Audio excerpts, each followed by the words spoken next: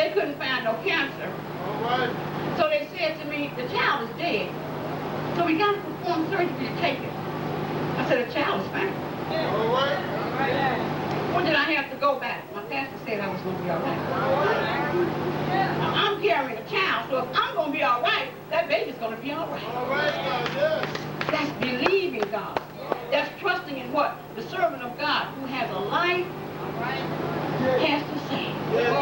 Wonderful Jesus. Wonderful Jesus. So they got angry and they pushed me aside in a room with all kind of machines that connect to your heart, this and that and whatever. Just me. Not another soul. And I laid there for a while. After a while, the child turned over and started coming. So I hollered because there wasn't no button or anything for me to push for the nurse to come, because they put me in the room where there wasn't anything.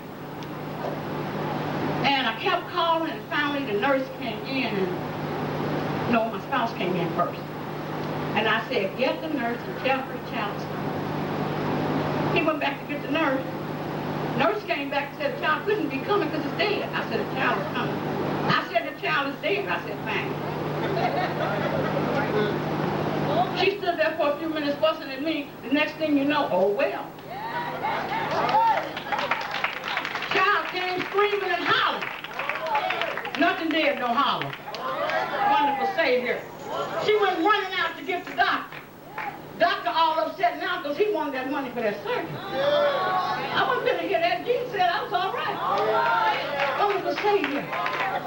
If you can believe a person that walk up here and lay hands on you and you be delivered, why can't you believe God to save you, clean you up, type of thing? All right. See, you all come from where? Yes.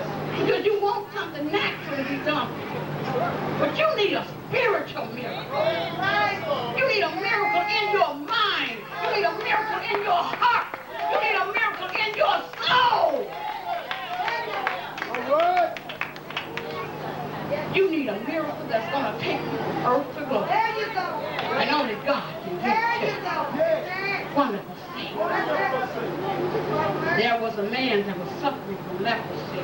My God, my God. And he was a man of high status. Yes, yes.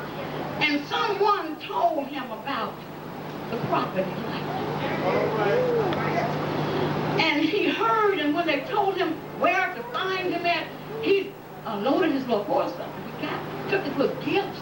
He's going to give him something because he's expecting a miracle. He's expecting what he heard to be made manifest in his life because he already heard what God had done through the man of God. All right. Yes.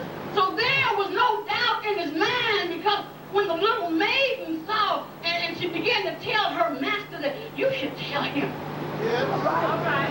Because there's a prophet in the land and he can heal. All right. Wonderful Savior. Wonderful. He believed in so much that he took gifts. Yes. Yes, yes. And when he got there, see the servant to knock on the door and the man of God told him to go wash Yes. 7 times. That's right. Now you know folks with status, they feel you're supposed to come out and look them in the face. Oh, yes. You don't send no servant. You send a servant to me. Oh, he must don't know who I am. All right. All right. He must don't know where I come from. Yes. He must don't know the position that I hold in life. You don't send a servant to me. You come out here. All right. All right. You got to tell him, go wash. That's right. Go wash 7 times. Yes. And then he picked the dirtiest water all around All right. Yes. Yes. Jordan.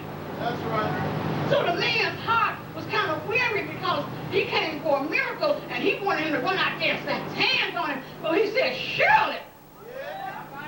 Yeah. Now this is where your faith come into play. All right. Surely to God he gonna come out and thrust his hand upon it. All right. The servant say, Master, we told you what this Yeah. what could be easier than wash? All right. He didn't tell us how to climb to the top of the mountain, and he didn't tell us to try to carry